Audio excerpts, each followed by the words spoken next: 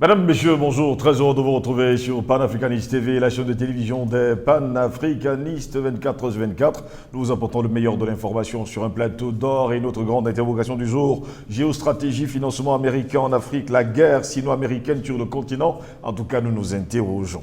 Les États-Unis ont promis, on le dit comme ça, l'année dernière, il y a quelques mois, 2,5 millions de dollars de soutien au programme de financement des risques de catastrophes en Afrique de la Banque africaine de développement.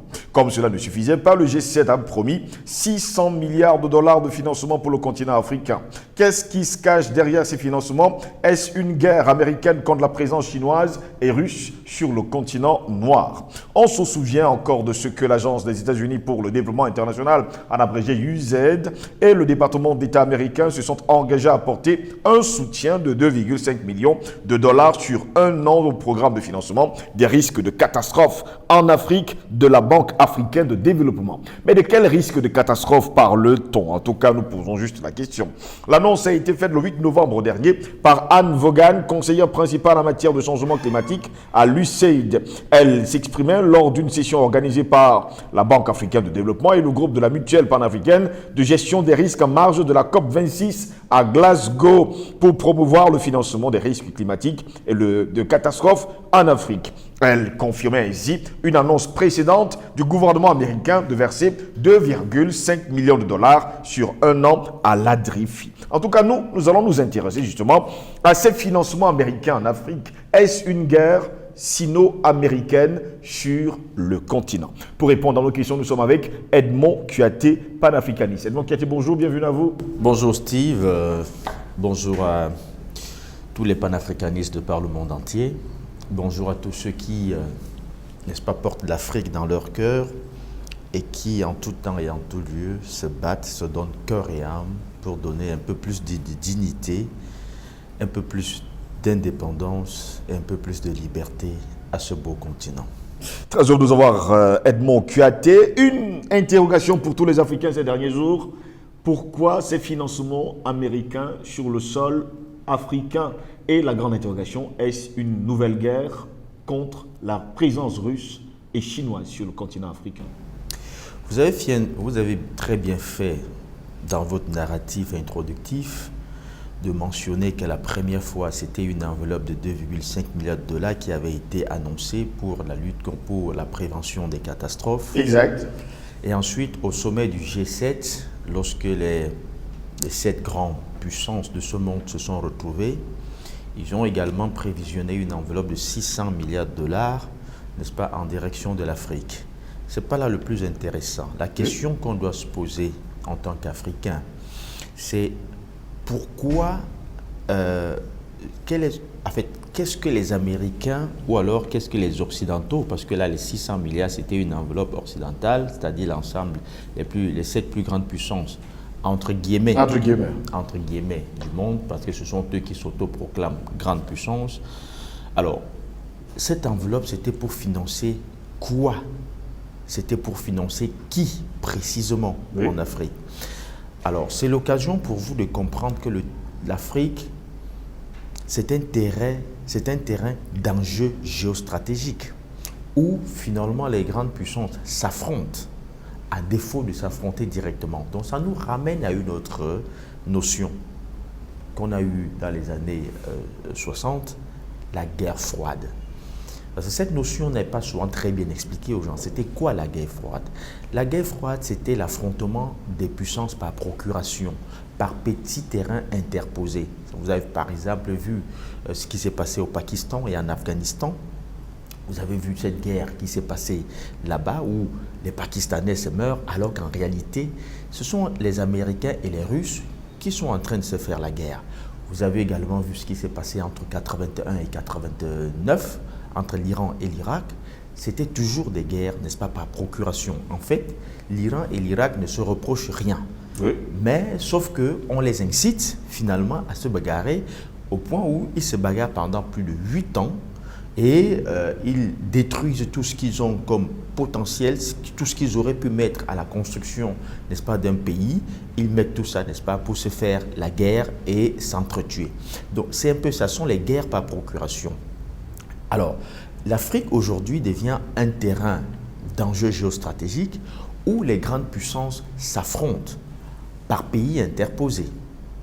Et ce que vous allez comprendre, c'est que ces financements, les 600 milliards, non, ce n'est pas pour financer les Africains, c'est pour un financement en Afrique. C'est différent. Parce que pour financer les Africains, cela suppose que les Africains ont structuré des projets qu'ils ont présentés dans des secteurs précis. Ils disent par exemple, nous voulons financer le secteur énergétique, nous voulons financer le secteur industriel, nous voulons financer le secteur agricole à concurrence de, et voilà ce que ça va nous coûter. Encore que je dois rappeler qu'à chaque fois qu'on dit l'Afrique, on a l'impression qu'on parle d'un pays. On parle quand même là d'un ensemble d'États qui ont des besoins différents, qui ont des problèmes différents, qui, n'est-ce pas, expriment leurs besoins en fonction de leur réalité. Alors quand vous dites, vous mettez 600 milliards pour financer l'Afrique, ça veut dire quoi? Est-ce que les besoins du Maghreb sont les besoins, n'est-ce pas, de l'Afrique subsaharienne?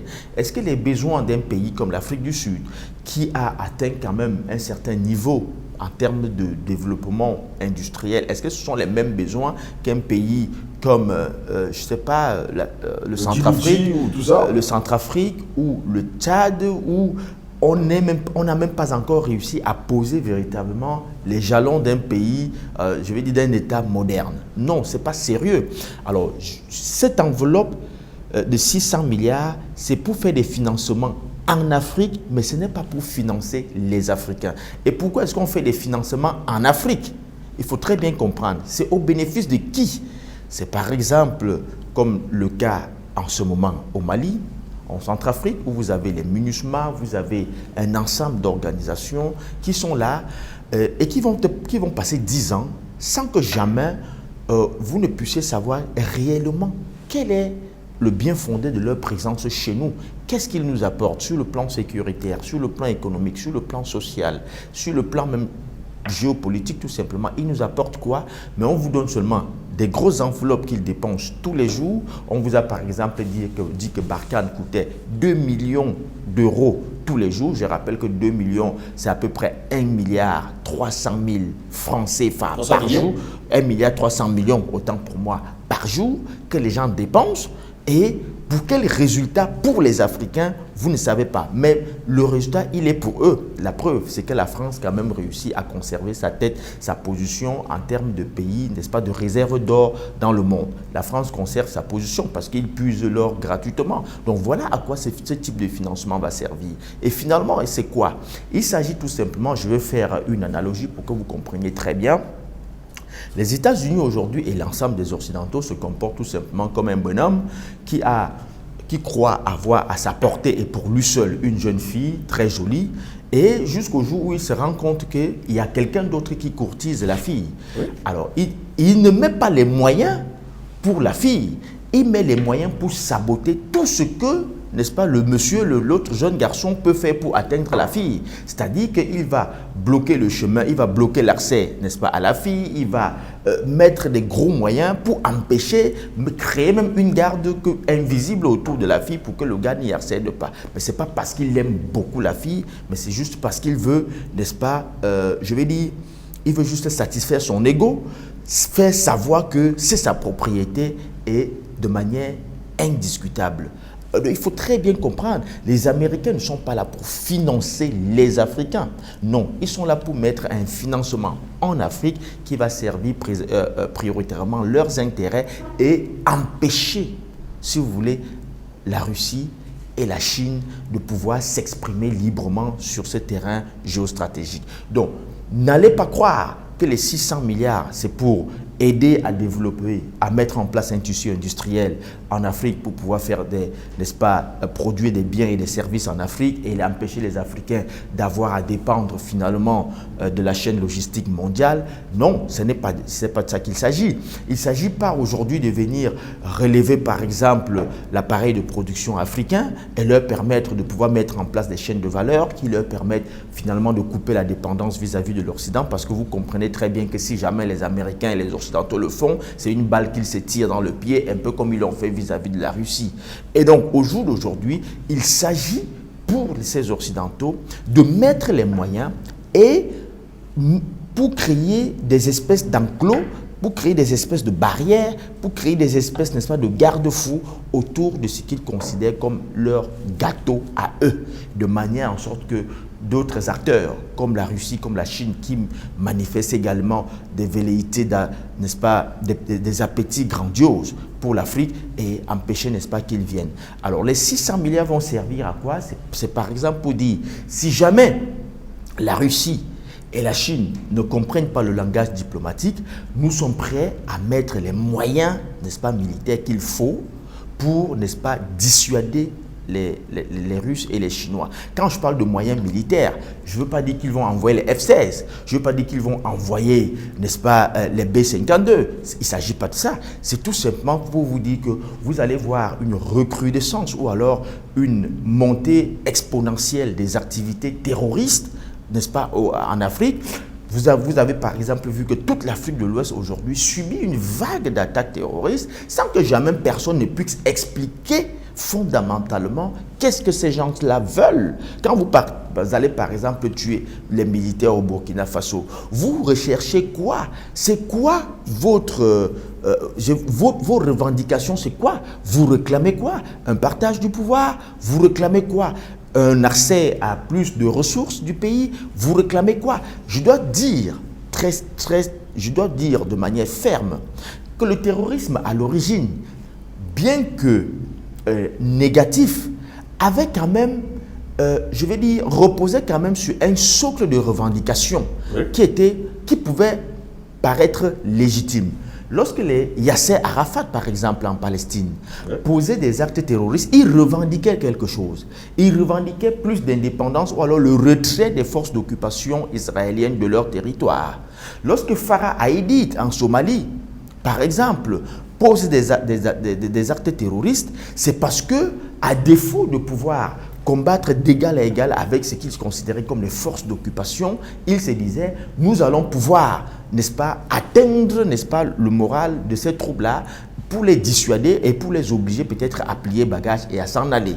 Ils se comportaient un peu comme des fourmis qui, n'est-ce pas, à défaut de pouvoir abattre un arbre, décident de rentrer dans les racines et de ronger progressivement jusqu'à ce qu'on voit le grand arbre s'effondrer de lui-même. C'était ça les attentats terroristes. Et chaque fois, derrière chaque attentat, il y avait une revendication certaine.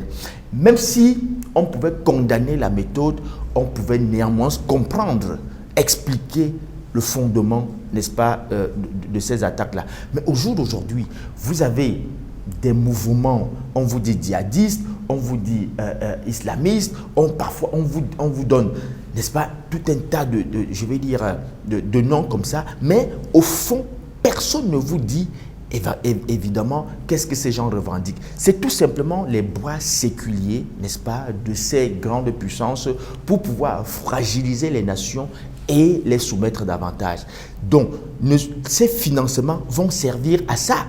Je dois vous dire que ce n'est pas la première enveloppe mise à la disposition de l'Afrique, mais sans que jamais personne ne voit l'impact réel. Je vous poserai la question, à chaque fois sur le continent africain, il y a des gens par exemple dans les rues qui nous posent des questions. Quand on parle de financement, on ne voit pas l'argent. Normalement, on devrait voir 600 milliards, c'est beaucoup d'argent, de dollars je pense. Mais on ne voit jamais cet argent. Mais c'est pour ça que je vous ai dit. Et apparemment, même les chefs d'État ne voient jamais cet argent. Mais c'est pour ça que je vous ai dit. De quel financement parle-t-on finalement alors? C'est pour ça que je vous ai dit, Steve, quand on parle de financement, un financement obéit, répond à un besoin réellement exprimé.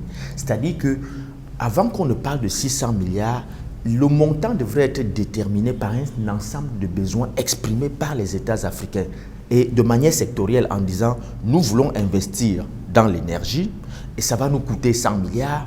Nous voulons investir dans les infrastructures de communication et de télécommunications, ça va nous coûter 200 milliards. Nous voulons investir dans les infrastructures, je ne sais pas, aéroportuaires ou portuaires, ça va nous coûter 300 milliards. Et quand on somme donc l'ensemble des besoins, on se dit ça va coûter 600 milliards. Et 100 milliards vont aller dans ceci, 200 dans cela, 300 dans cela. Mais on ne vous dit pas, les gens s'asseyent sans les Africains, parce qu'il n'y avait aucun Africain au G7.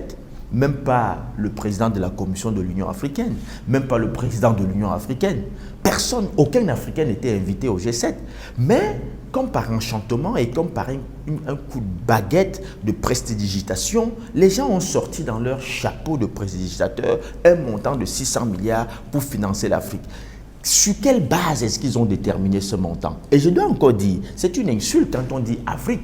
Je vous l'ai dit, l'Afrique, ce n'est pas un bloc compact. L'Afrique, c'est quand même une cinquantaine, n'est-ce pas, de pays et qui ont des besoins à la fois variés. Et plus de 30 millions de kilomètres carrés. Et plus de 30 millions de kilomètres carrés. Et qui ont des besoins à la fois variés et différents. Il y en a en Afrique qui ont réussi, n'est-ce pas, à répondre de manière efficiente aux défis énergétiques. Donc, ils n'ont plus de problème d'énergie. Ils n'ont pas les mêmes problèmes que certains pays, n'est-ce pas, de l'Afrique subsaharienne qui pataugent encore à répondre de manière efficiente à des besoins d'énergie domestique. Donc, on n'a pas les mêmes problèmes.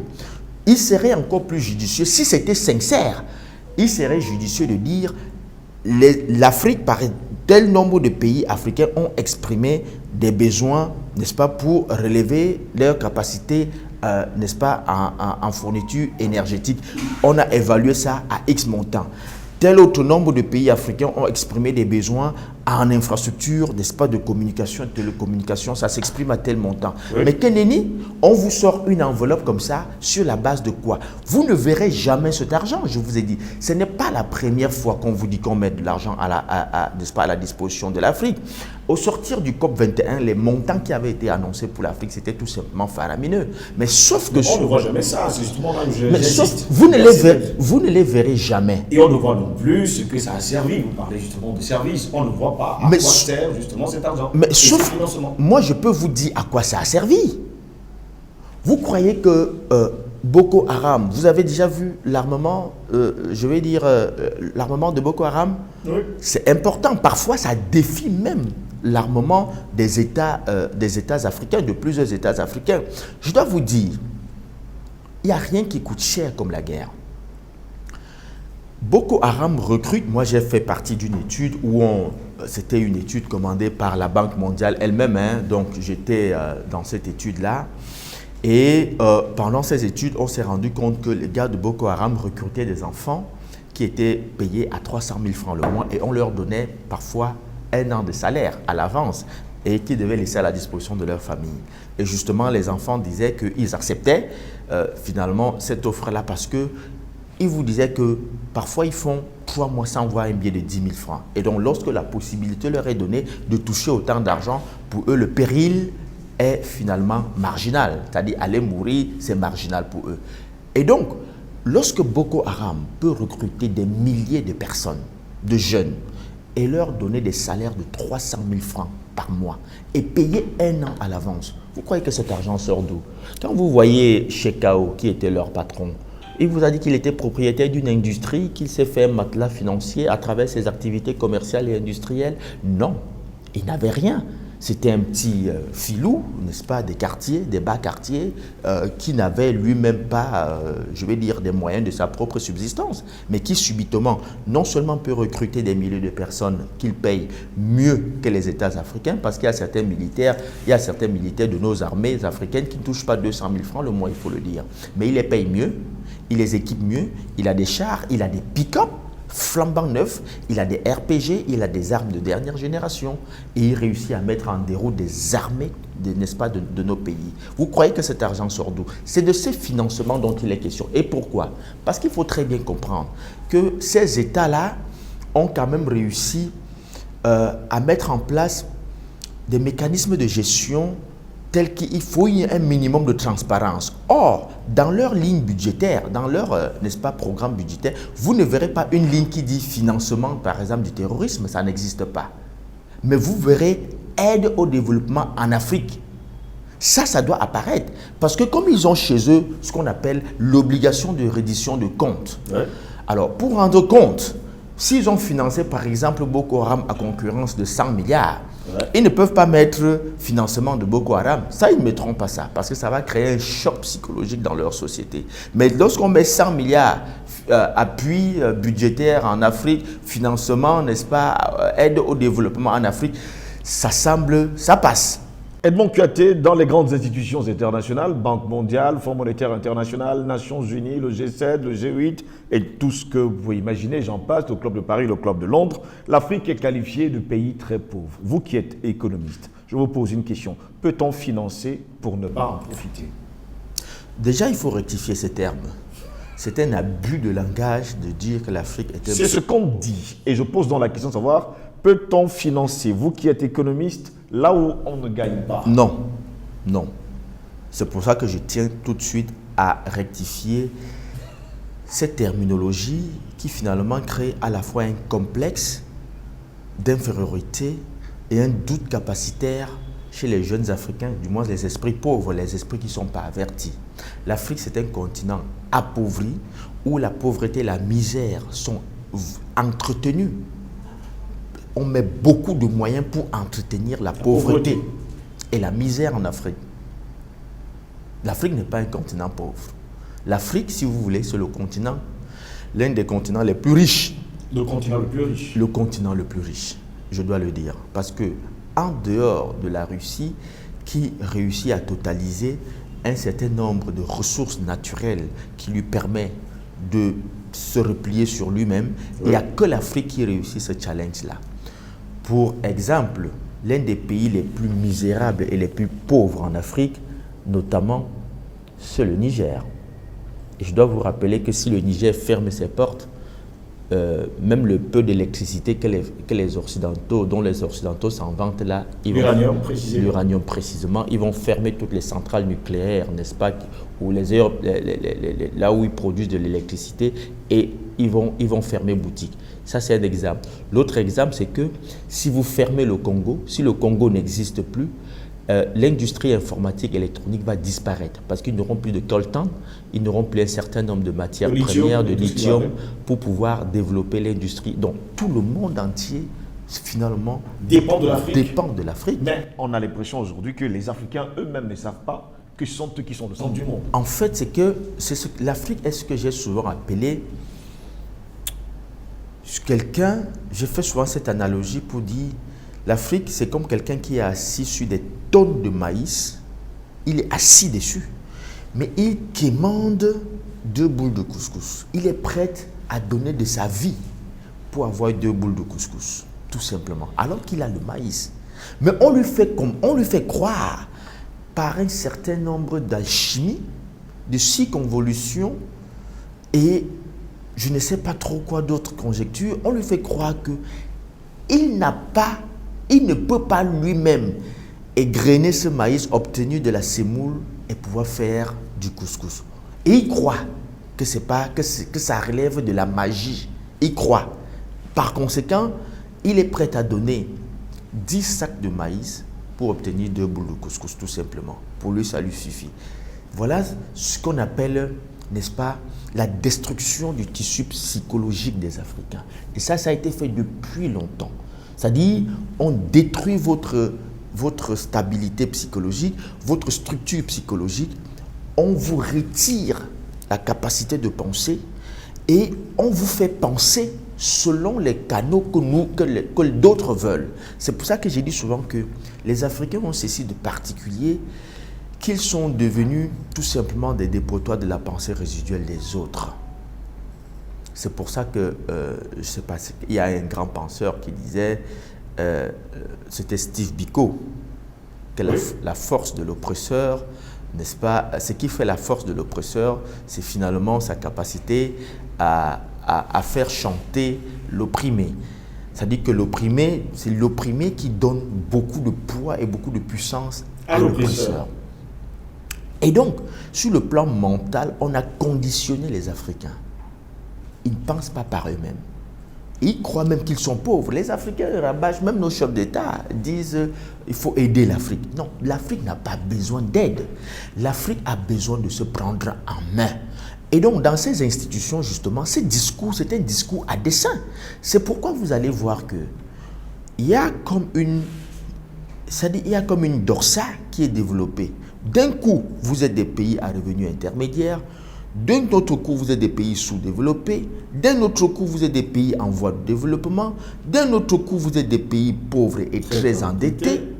Mais personne ne vous dit jamais comment est-ce qu'on passe d'un point A à un point B sans qu'il y ait même de symétrie pour qu'on s'arrête pour dire mais comment est-ce qu'on est parti d'ici à là? Non, ça n'existe pas.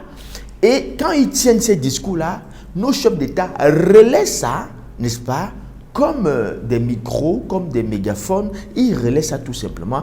Et les jeunes Africains prennent ça et actent dans leur pensée, dans leur structure de pensée, qu'ils sont effectivement pauvres et qu'ils sont finalement très endettés. Pour sortir de cet entretien, Edmond Kouyaté, à quand les financements entièrement et totalement africains pour développer le continent africain?